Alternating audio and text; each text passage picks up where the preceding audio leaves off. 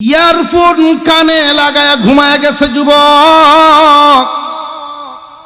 একা একা একটা রুমের ভিতরে ঘুমিয়েছিল। সকাল হয়ে গেল, রুমের দরজা খুলে না। মা ডাকলেন, দরজা খুলে না। বাবা যখন বাড়িতে আসলেন, কি গো ছেলে তো এখনো উঠলো না? বলে আমি ডাকছি, এরপরে উঠে নাই। তুমি গিয়ে দেখো তো কারণ কি। বাবায় যখন জুড়ে জুড়ে আওয়াজ দিয়ে, এরপরেও যেহেতু কোনো শব্দ নাই, সাড়া নাই। রে যুবক, তুমি যে ঘুমাইলা, ইয়ারফোনে গান শুনতে শুনতে ঘুমাচ্ছ।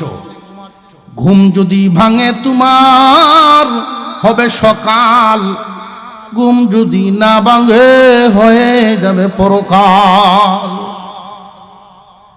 এই যে ইয়ারফোন লাগাইয়া তার কানের মধ্যে গান বাজতে আছে, লাশের পাশে মোবাইল ছাড়া। সুইচ বন্ধ করলো, দরজা ভেঙে গিয়ে ঢুকলো, যারা তারা বন্ধ করেছে। তার হালত গান শুনতে শুনতে বিদায় হলো। এমন মানুষও আছে যাত্রায় গেছে, আসা যাওয়ার পথে মারা গেছে।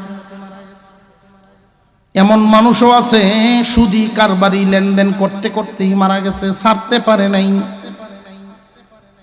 তার হাতের লাগানো সুদের টাকা মাঠে আছে, এই হালতে মারা গেছে। আল্লাহর পয়গম্বর বলেন, যেই মানুষ গুনার হালতে থাকে ঈমান তার সাথে থাকে না। গুনাহ করা অবস্থায় ঈমান তার থেকে সরে যায়। শাইখুল হাদিস সাহেব উপস্থিত আছেন এখানে। গুনাহ যখন মানুষে করে, ঈমান তার থেকে যায় সরে। গুনাহ থেকে যখন ফিরে আসে, ঈমান তার ভিতরে ঢুকে। ঈমান তো এমন এক দৌলতের নাম, চোখেও দেখা যায় না, হাতেও ধরা যায় না। খুব সাবধান মুসলমান ইমানদার, খুব সাবধান। শয়তান কিন্তু মারাত্মক বড় চোর। তোমার এই দামি দৌলত চুরি হইতে পারে, সাবধান। এই জন্য এই আয়াতে আল্লাহ আমাদেরকে সবক দিলেন দুইটা। ডাক দিলেন দামি দৌলতের মালিক, জান্নাতের মালিক বলে। ঈমানওয়ালা, ইয়া আইয়ুহাল্লাযীনা আমানু, হে ঈমানদার, তুমি কিন্তু খালি বাক্স নও, তোমার ভিতরে দৌলতে ঈমান। যেই ঘরে বা যেই মানুষের সাথে দৌলত, স্বর্ণ রূপা টাকা পয়সা থাকবে, অন্য মানুষের মতো ওই মানুষটা কি চলবে না? সাবধান হতে হবে। খালি করে চুর ঢুকে না, দৌলতওয়ালা ঘুরেই কিন্তু চুর ঢুকে।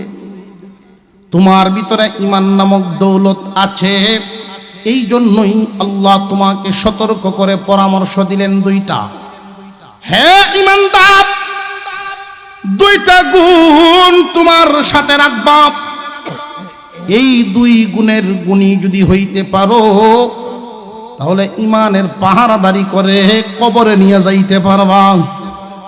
এই দুইটা গুণ যদি তোমার সাথে না থাকে, তাহলে কিন্তু চুরের বড় ভয় আছে। সুনামগঞ্জে ধান বিক্রি করলেন অথবা ব্যাংক থেকে টাকা উঠাইলেন, আপনার সাথে মূল্যবান দৌলত, আপনার শুভাকাঙ্ক্ষী যারা উত্তম পরামর্শ দিবে, তারা কানে কানে বলিয়া দিবে, বাবারে একা কিন্তু যাইবা না, গেলেও খুব সাবধানে যাও। সুনামগঞ্জ থেকে যখন সুদূর তাহেরপুর গ্রাম অঞ্চলে তুমি যাইবা, গাড়িতে বইসা বইসা বাসের টিকিট কাটছো, ঠিক সিটে বইয়া বইয়া তুমি ঘুমায়ও না। প্রথম পরামর্শ দিবে তুমি ঘুমাইও না। যদি ঘুমায়া যাও, চুরে কিন্তু তোমার দামি দৌলত চুরি করে ফেলবো। সজাগ থাকবা, সজাগ। এক নাম্বার সবক, বাবারে স্বর্ণ বা টাকাটা নিয়ে বাড়িতে যে যাইবা, সজাগ যদি তুমি থাকতে না পারো, অনেক বড় পরিশ্রম তো ও ঘুমা মানুষ। ঘুমায়া যাইতে পারো, তাহলে সাবধান, একলা যাইও না। নির্ভরযোগ্য এইরকম কোনো একজন সাথীর সাথে বইও, তাহলে তোমার মাল সামান সে দেখা রাখবো।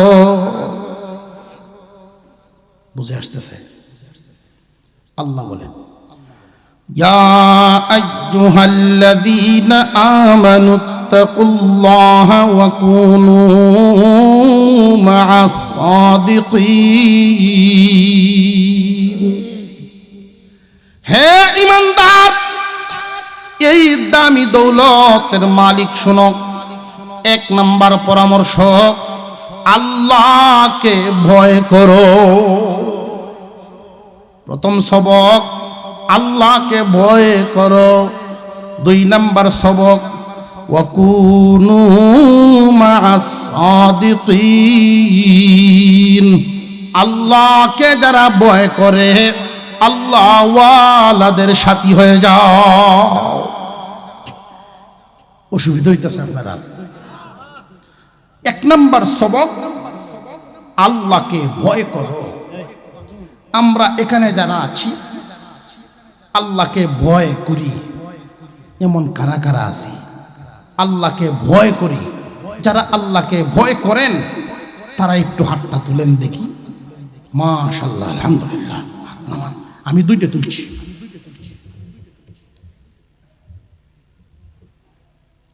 তাহেরপুর, বাদাঘাট, এই সমস্ত অঞ্চলে গরু উঠে না বাজারে।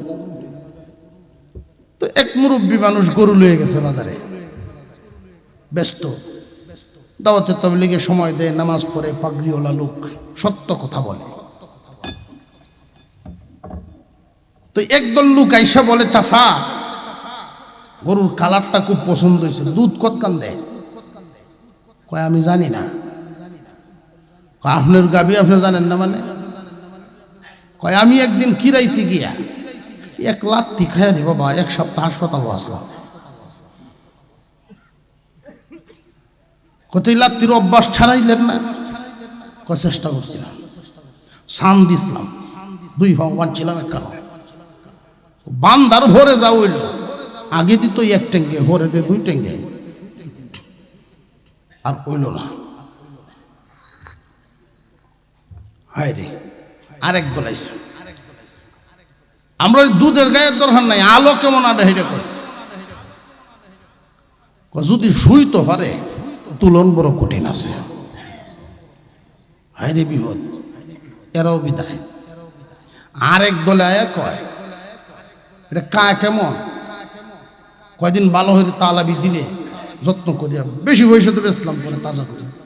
হ্যাঁ, সারাদিন বাচ্চা নিয়ে এক যখন গাছ দিবাই, ইচ্ছা হইলে খাইতে পারে, নাও খাইতে পারে।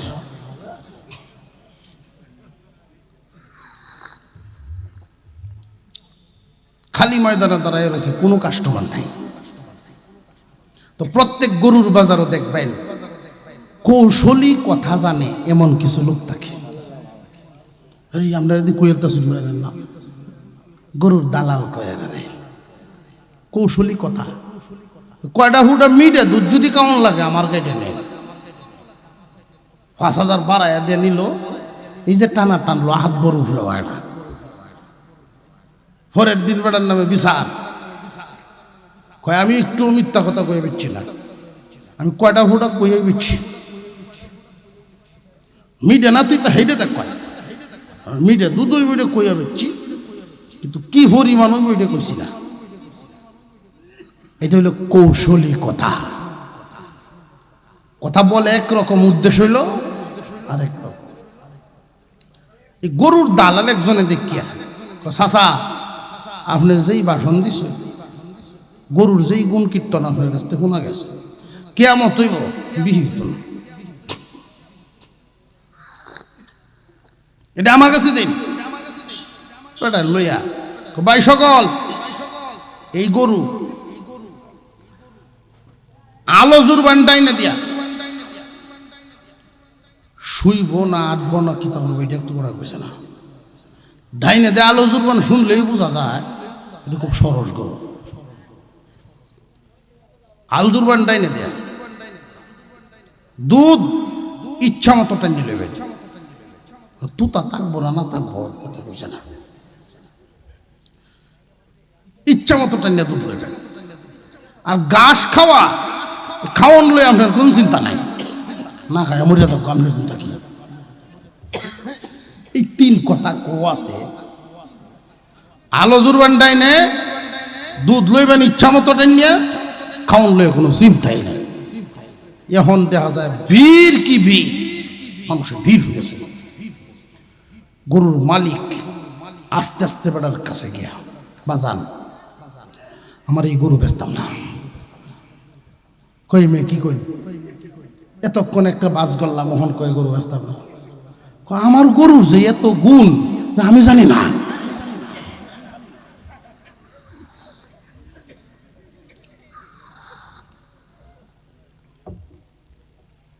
তখন দালালে কয়, হে মিয়া, একটা গুণও তোমার গরুত না, সব আমার মুহ। একটা গুণও গরুত না, সব মুহ। শুধু আমরা কেন, আমি তো দুইটা তুলছি।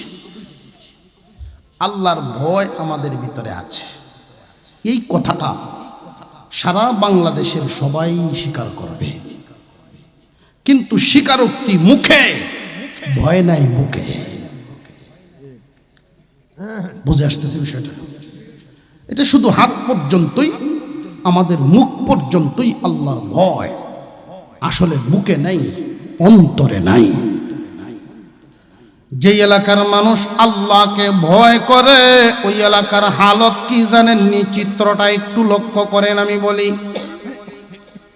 জুমার নামাজের মুসল্লি, ফজরের নামাজের মুসল্লি প্রায় সমান হওয়ার কথা। বুঝে আসতেছে? যেই এলাকার মানুষ আল্লাহকে ভয় করবে ওই এলাকায় কোনোদিন সুদখোর থাকবে না। আল্লাহকে যারা ভয় করবে বেপরদিগি থাকবে না। আল্লাহর ভয়, ভয়ের তবকা একদম উঁচা মানের আছে। যে ব্যক্তি শুধুমাত্র ঈমান এনেছে, কুফরি শিরকি বাদ দিয়া ঈমান আনলো আল্লাহর উপরে, সেও আল্লাহকে ভয় করনেওয়ালার কাতারে। আবার কোন মানুষ যখন মাকরুহে তানজিহি, ছোট মাকরুটার থেকেও নিজেকে বাঁচায় রাখে, ওনার ভিতরেও আল্লাহর ভয়। কিন্তু দুই ভয় সমান না, মাঝামাঝি লেভেল। মাঝামাঝি একটা লেভেলে আমরা আল্লাহর ভয় কারে কয় এই কথাটার মধ্যে রাখি। ডান দিকে দিলাম একটা কোটি, বাম দিকে দিলাম একটা কোটি। ডান দিকের কোটিটা হলো ফরজ ওয়াজিব, আল্লাহর হুকুম, হারামগুলো আল্লাহর নিষেধ।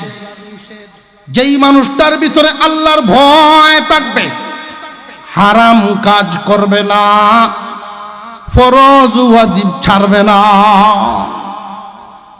আল্লাহর ভয়ের মোটামুটি একটা সীমানা দিলাম, মোটামুটি বাছার জন্য, অর্থাৎ জাহান্নামের আগুনে না ছুঁয়াই এই মানুষটা জান্নাতি।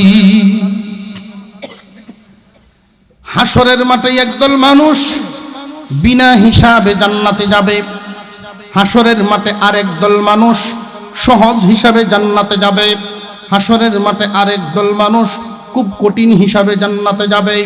কঠিন হিসাবে যাবে যারা অপরাধী মুসলমান, তারা কেমন অপরাধী মুসলমান? গুনাহগার মুসলমান। অপরাধ যেই পরিমাণ, সাজা ভুগবে সেই পরিমাণ। এক ওয়াক্ত নামাজ যে ব্যক্তি পড়ে নাই, এক হুকবা সম পরিমাণ 2,88,00,000 বছর। এইরকম 80 হুকবা জাহান্নাম এক ওয়াক্ত নামাজ ছাড়ায়। 5 ওয়াক্ত নামাজ ছাড়লে কি পরিমাণ সাজা! একটা মিথ্যা কথা বললে 7,000 বছরের জাহান্নাম। একটা কবিরা গুনাহ 70,000 বছরের জাহান্নাম। এইভাবে পূরণ হইতে থাকবে আর সাজা বাড়তে থাকবে, পূরণ হইতে থাকবে, সাজা বাড়তে থাকবে। যার অপরাধ যেই পরিমাণ, সাজাও ভুগবে সেই পরিমাণ। এরপরে ইমানের বদৌলতে মুক্তি পাবে। এখন চিন্তা করে দেখেন, জাহান্নামের আগুনে জ্বলতে পারবেন নি। যদি দেখা যায় না দুনিয়ার আগুনই তো সহ্য করতে পারি না, জাহান্নামের আগুন কেমনে সহ্য করব, তাহলে অন্তত যেই সীমানাটা আমি উল্লেখ করলাম, হারাম কাজ করব না, ফরজ ওয়াজিব ছাড়ব না। নফল মুস্তাহাব যার যেমন হয় জীবনে, যদি খুব বেশি নাও হয় আসামি হবেন না। মাকরু হয়ে গেছে এই জন্য আসামি না, কিন্তু হারাম কাজ কখনোই করা যাবে না, আল্লাহ নারাজ হয়ে যায়। ফরজ ওয়াজিব কখনোই ছাড়া যাবে না, আল্লাহ নারাজ হয়ে যায়। ফরজ ওয়াজিব ছাড়ে না, হারাম কাজ করে না, হারাম কাজ করে না, ফরজ ওয়াজিব ছাড়ে না, আল্লাহর ভয়। হিসাব মিলাইলাম, জুমার নামাজে মসজিদ ভরে, বারান্দা ভরে শর্ট বিছায় দেয় বাইরে, আর ফজরের নামাজে কোন এলাকায় তো ইমাম সব একলা, ওই ঠিক না বে ঠিক? তাহলে কি আল্লাহর হুকুম ফরজ ওয়াজিব পালন করনেওয়ালা, ফরজ ওয়াজিব পালন করনেওয়ালার পরিমাণ সংখ্যায় বেশি না অনেক কম? আমরা ঘুমিয়ে গেছি গিয়া। ফরজ ওয়াজিব পালন করনেওয়ালার সংখ্যা তুলনামূলক অনেক কম।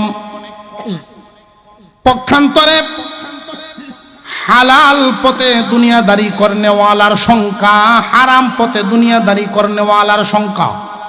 বেপরদা হওয়া যাবে না, বেপরদা হওয়া ছোট গুনাহ না বড় গুনাহ? বেপরদা শুধু নারীরা না, অনেক পুরুষরাও বেপরদা হয়। পুরুষরা কেমনে? আরে 16 বছর ওয়াজ করি, 16 বছর চলে, এখনো কাপড়ের মাপটা ঠিক করতে পারলাম না। কাপড় ভিন্দার যে মাপটা যদি লামায় টাকনু ঘুরিয়া একবারে হুরিয়ে লইয়া যায়, আর যদি তুলে লেমটি। মুসলমান পুরুষের দায়েমি ফরজ দুইটা, সর্বদা ইমানের হালতে থাকা, নাভির উপর থেকে হাঁটুর নিচ পর্যন্ত সব সময় ডেকে রাখা, এটা ফরজ, মনে থাকবে। এখন যদি দেখা যায় আমার মধ্যে এই ত্রুটি আছে, আল্লাহর ভয় আমার মধ্যে নাই, ইয়া আইয়ুহাল্লাযীনা আমানুত্তাকুল্লাহ ওয়া কুনু মা'আস সাদিকিন।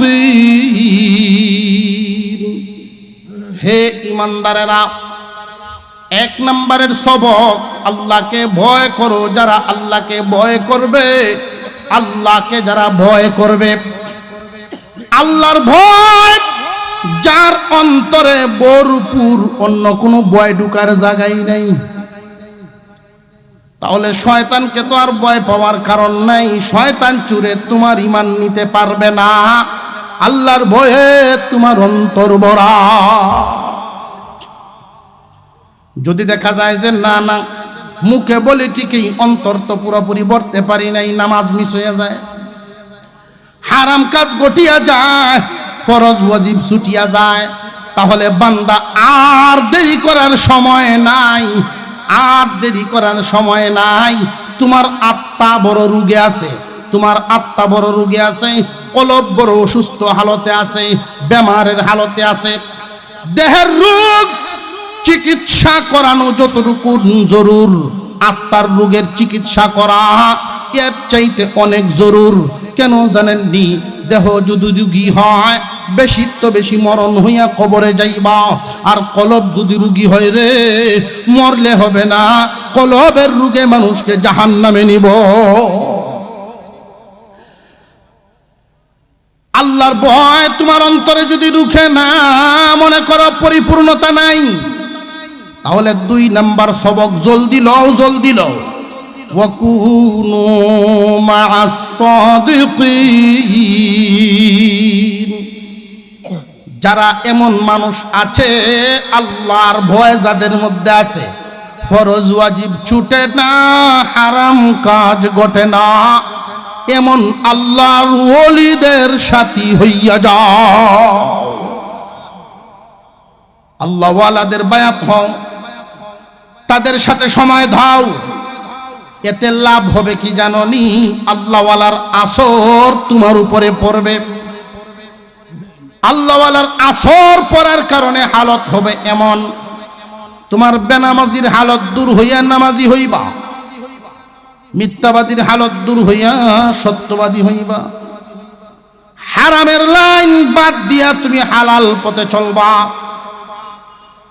আল্লাহওয়ালা গণের আসর আছে না নাই?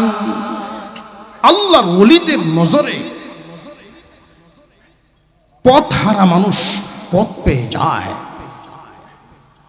নবীজি সাল্লাল্লাহু আলাইহি ওয়াসাল্লামের সোহবতের কারণে মাটির মানুষ সোনার মানুষ হয়ে গেছে। নিজেদের কলব, নিজেদের আত্মাই ছিল মুর্দা। নবীজির সোহবত পাওয়ার কারণে তারা জিন্দা হইছেন, শুধু তা না, পথ প্রদর্শক হয়ে গেছেন। নিজেরা পথ প্রদর্শক হয়ে গেছেন, রাস্তা দেখাইয়া দিচ্ছেন। তাদের আলোতে আমরা পথ চলা শুরু করছি। ছোট্ট একটা ঘটনা বলেই আলোচনা শেষ। আল্লাহর ওলিদের আসর কিভাবে পড়ে। হাজী ইমদাদুল্লাহ মুহাজির মক্কি রহমাতুল্লাহি আলাইহি, ওনার নাম ভারতবর্ষের মুসলমান বেশিরভাগ দিনদাররাই জানেন। হাজী ইমদাদুল্লাহ মুহাজির মক্কি রহমাতুল্লাহি আলাইহি, উনার দরবারে তখনকার যুগ শ্রেষ্ঠ আলেম আল্লামা রশিদ আহমদ গঙ্গোহী রহমতুল্লাহি আলাইহি বসা। তো হাজী সাহেব বলতেছেন, রশিদ আহমদ, আপনি আমার কাছে বায়াত হয়ে যান, আপনি আমার কাছে বায়াত গ্রহণ করেন, বায়াত হয়ে যান। কারণ আপনি অনেক বড় আলেম। জেনে রাখবেন, মূর্খ মানুষের পিছনে শিক্ষিত শয়তান লাগে না, মূর্খ শয়তানই শয়তানি করতে পারে। আর আলেম যদি হয় মানুষ, তার পিছনে শয়তানের সুরত আলেমানা সুরত। যে যেমন, তার পিছনে দুঃখা দেনেওয়ালা শয়তানটাও তেমন। আপনি বড় আলেম, আপনি যদি পিছলে যান, জাতি পিছলে যাবে। আপনার যদি ভুল হয়, জাতির ভুল হয়ে যাবে। আপনাকে যেন দুঃখা দিবার না পারে, আপনি বায়াত গ্রহণ করেন। যে হুজুর, আমার তো মন চায় বায়াত হইতে, কিন্তু দুইটা কারণে আমি বায়াত হই না। যে কি দুই কারণ? এক নাম্বার কারণ বাধ্যতামূলক তাহাজ্জুদ, দুই নাম্বার কারণ বাধ্যতামূলক জিকিরের আমল। আল্লাহর নামের জিকির বাধ্যতামূলক আমল পীরের পক্ষ থেকে আপনি দেন, বাধ্যতামূলক তাহাজ্জুদের আমল আপনার পক্ষ থেকে আপনি দেন। তাসাউফের একটা মাসআলা, শরীয়তে নফল, পীরের কাছে বায়াত হওয়ার পরে পীর যদি আদেশ দেন, এটা তার জন্য ফরজ হয়ে যায়। বুঝে আসতেছে?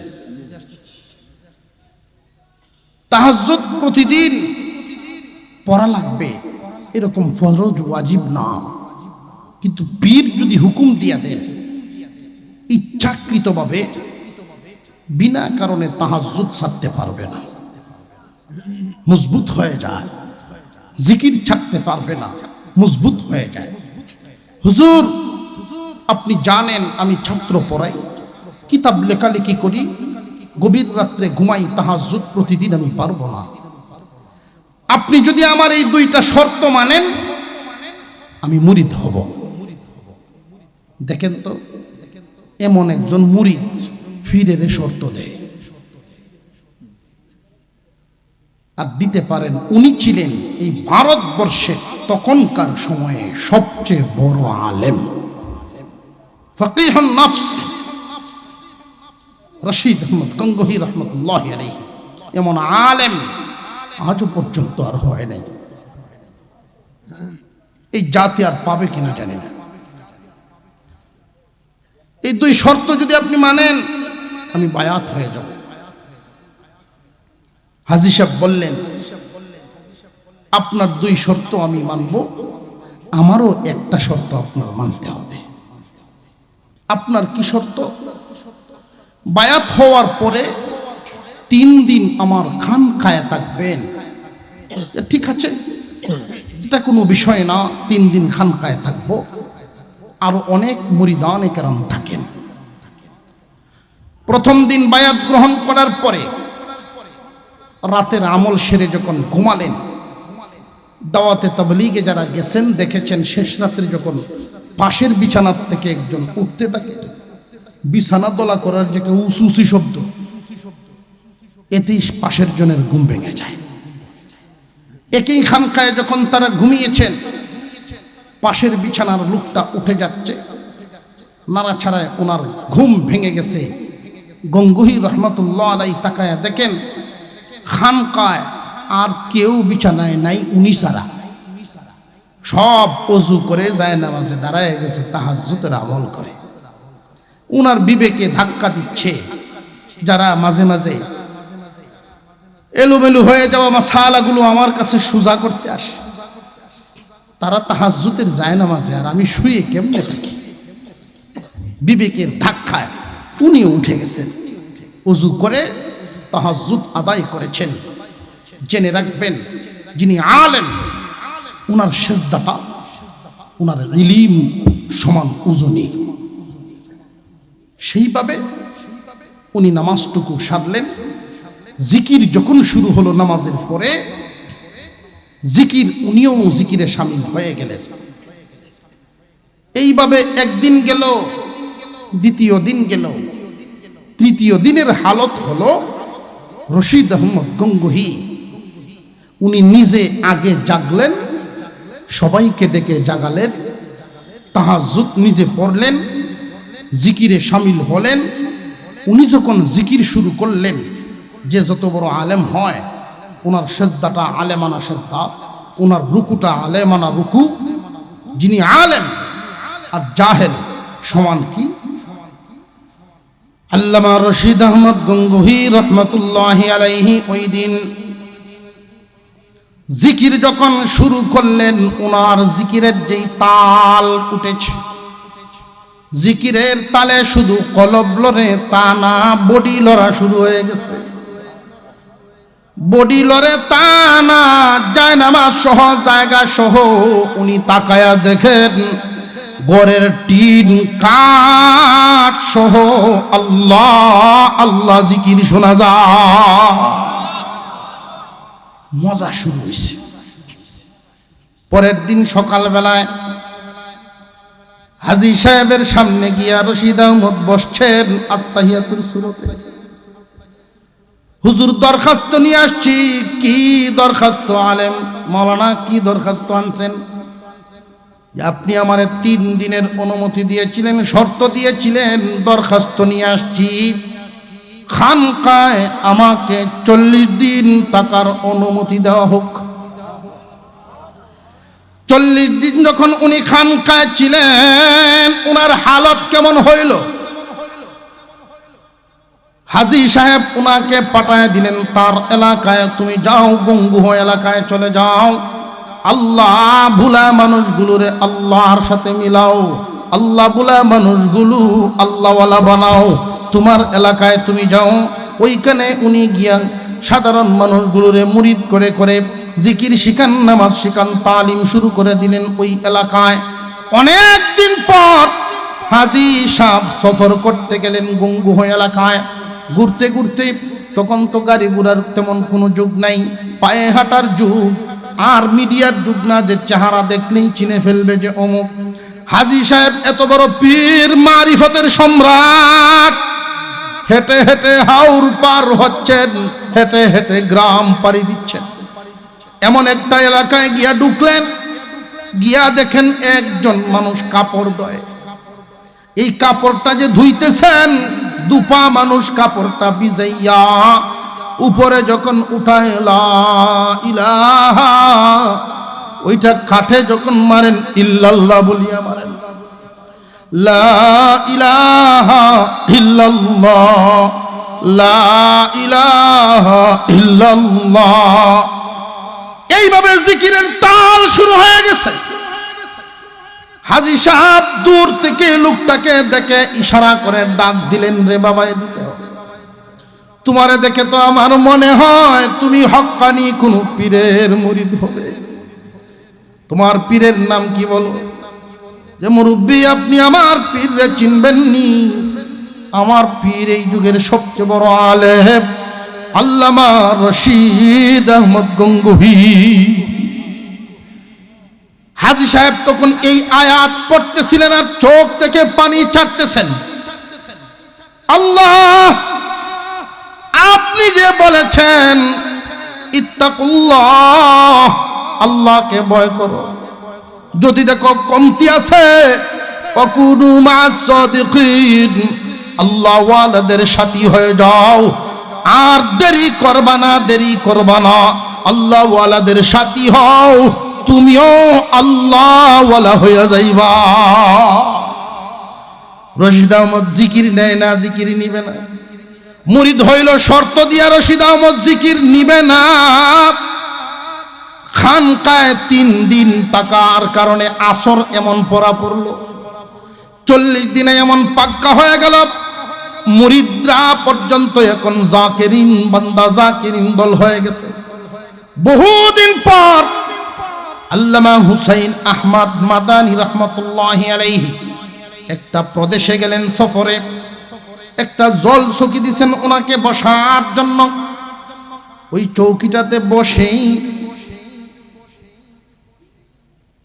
শাইখুল আজমুল আরব হুসাইন আহমদ মাদানী রহমতুল্লাহি আলাইহি বলেন, এই চৌকিতে কি আরো কোনো মুরব্বী, আরো কোনো আলেম বসছিলেন নি? কোনো আল্লাহওয়ালা বসছেন নি রে ভাই? জি হুজুর, আমার আব্বা জান রশিদ আহমদ গঙ্গোহী হুজুরের মুরিদ ছিলেন। হুজুর যদি এই এলাকায় আসতেন, এই চৌকিটা আব্বা নামায়া দিতেন হুজুরকে বসার জন্য, হুজুরের জন্যই বানাইছিলেন। এই কাঠ এখন আর পাওয়া যায় না। হুজুরের নিয়তেই আব্বা এটা বানিয়েছিলেন। হুজুরের ইন্তেকালের পর ওইটা যে উঠায় রাখছিলাম, আজকে আপনি এলাকায় আসছেন, এই জন্য এটা আমি নামায় আপনারে দিছি। হুসাইন আহমদ মাদানী রহমাতুল্লাহি আলাইহি বলেন, বাড়িওয়ালা ভাই, আমি এই চৌকির কোনা কোনা থেকে আল্লাহ আল্লাহ এই আওয়াজ শুনতে পাই। আল্লাহ ওয়ালা গুণের আসর এটা বান্দার উপর পড়ে যায়। আল্লাহ ওয়ালাদের সাথী হও, অন্তরের রোগ কমবে, তুমিও আল্লাহ ওয়ালা হয়ে যাবে। আর নইলে কলবের রোগ নিয়ে মরবে, জাহান্নামের সাজা কাটতে হবে। জাহান্নাম থেকে যদি বাঁচতে চাও, হয়তো আল্লাহ ওয়ালা হও, আর নইলে আল্লাহ ওয়ালাদের সাথী হও। এই দুইটা কাজ, দুইটা সবক যদি তোমরা পালন করতে পারো, ইমানের পাহারাদারি করে কবর পর্যন্ত ইমান নিয়ে বিদায় হইতে পারবা। সম্মানিত হাজিরিন, নবীর বাগান মাদ্রাসা কোনো না কোনো ভাবে কোরআনের খেদমতের সাথে সারা জিন্দিগি ভর লাগায় রাখবেন। কোনো না কোনো ভাবে বলতে 4টা তরিকা। এই বসেন, 4 তরিকা। 1 নাম্বার, নিজে আলেম হয়ে যাও। 2 নাম্বার, আলেমদের ছাত্র হও। 3 নাম্বার, আলেম ওলামা কোরআন পড়ায়, পড়ে এক দলে পড়ায়, আরেক দলে পড়ে। এই পড়ানোর ব্যবস্থা তুমি করবা, ব্যবস্থায় লাগিয়ে যাও। তাও যদি না পারো, মন থেকে মোহব্বত করবা, ভালোবাসা। এই 4 দলের কোনো একটাই যাইবা। আপনারা জানেন, ইসলামী শরীয়তে কোরআন হাদিস থেকে এই রকম ঘোষণা আপনারা অবশ্যই শুনেছেন। এর আগেও 10টা প্রাণীকে আল্লাহ জান্নাত দিবেন। একটা পিপিলিকা, মাকড়সা, হুদহুদ পাখি, হাতি, এমনকি একটা কুকুর, এইরকম 10টা প্রাণীকে আল্লাহ জান্নাত দিবেন। এই জান্নাত যে দিবেন এর কারণটা কি? কারণ হলো ইতিহাস থেকে যা জানা যায় এই 10টা প্রাণী কোনো না কোনোভাবে দ্বীনি কাজের সাথে জড়িত ছিল। ইলমে ওহী কোরআনের শিক্ষা এখানে হয়, কোনো না কোনোভাবে আমরা জড়িত থাকতাম। আল্লাহ আমাদেরকে জানমাল দিয়েছেন, আমাদেরকে পরীক্ষা করছেন। যতদিন আমার হাতে থাকবে আমি রাহবরি করব, জিম্মাদারি পালন করব, চলে যাব সব রেখে চলে যাব। বুদ্ধিমান সেই জন নিজের হাতে থাকতে দান করে যেই জন। কেন বুদ্ধিমান? যে দান করলো যাহা সাথে নিয়ে গেল তাহা।